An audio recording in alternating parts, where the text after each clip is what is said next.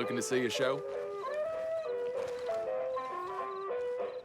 Which show is it today? The Legend of Josiah Blackwater today. Local favorite so far. Don't worry, it's worth the ticket price every time.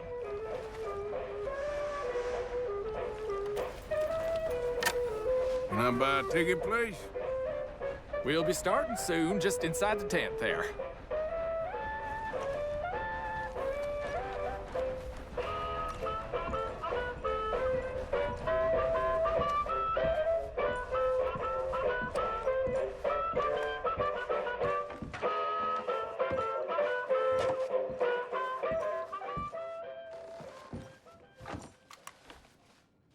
Welcome, one and all, to the remarkable example of modern entertainment at its finest. Now, most of you youngins, I'm sure, know about our great national hero and pioneer, Josiah Blackwater. Him that gave the town of Blackwater its nomenclature. You see, only about 100 years ago, weren't nothing here but big old forest, ferocious beasts, surly savages, arid deserts, and unconquered mountains. The West, well, the whole West was untamed. Your mama probably told you bedtime stories about Josiah's many adventures. But I'm gonna tell you a story you ain't likely to have heard about his possum hat. Now, Josiah Blackwater was born in the year of our Lord 1782 in a log cabin just west of Ansburg. He was a special boy. His pa gave him his first rifle when he was 3 years old. Boy, he took to it right away. He exclaimed, "There's a whole mess of critters out there in the woods that aim to eat us, so I'm gonna consume them first." Yes, sir. He really took to killing all manner of things. He was such a keen shot. One morning, he was sorting up some winter turnips for the root cellar when a big old bear and her cubs came in the kitchen hunting for food. It had a mind to eat up all the jams and preserves. Josiah grabbed that bear and wrestled her to the ground and squeezed and squeezed and squeezed. He whooped the tar clean out of that big old critter. Then he tied her up and grabbed them cubs and ground them into sausages while the mama bear watched. That's fine eating. His mom and pa knew right then he was cut out to be the finest wild frontiersman that ever drew breath. But first, they wanted him to get some book learning. After only 3 days of attending school, Josiah beat the living daylights out of the class bully and announced to his daddy that he was tired of ciphering and mathematics on account it's only good for adding up the number of critters or Indians you can kill. So he ran away from home and headed west. Now, these lands were occupied by savages then, and when Josiah Blackwater came scouting through, he recognized it to be a land of splendor, wasted on those that couldn't appreciate it on account of worshiping false idols. He got rid of all them pesky buffalo, and thereby ensured those infernal Injuns didn't have nothing to eat.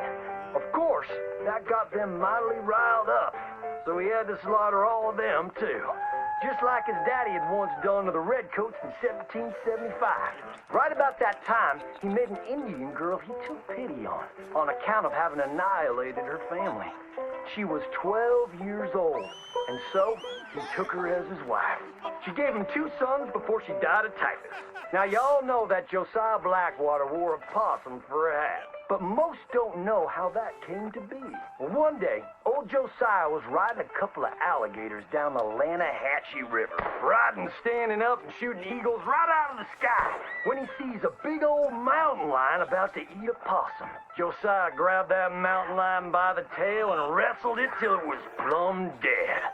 Well, that possum really took to Josiah.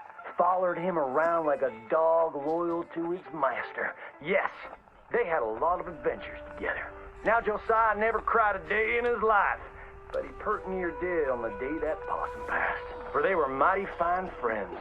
So he skinned it and made it into a hat. Back in them days, a possum skin was as good as money, but he never parted with that hat, not even for $10. Once he founded the town of Blackwater, he sent word for settlers to come.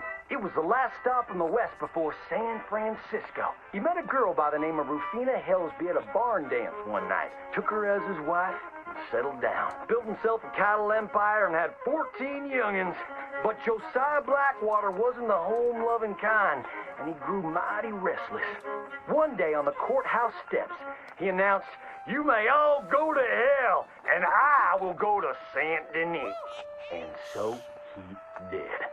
Enjoyed French pursuits of strumpets and wanton gluttony, which is where he came upon the idea of running for Congress.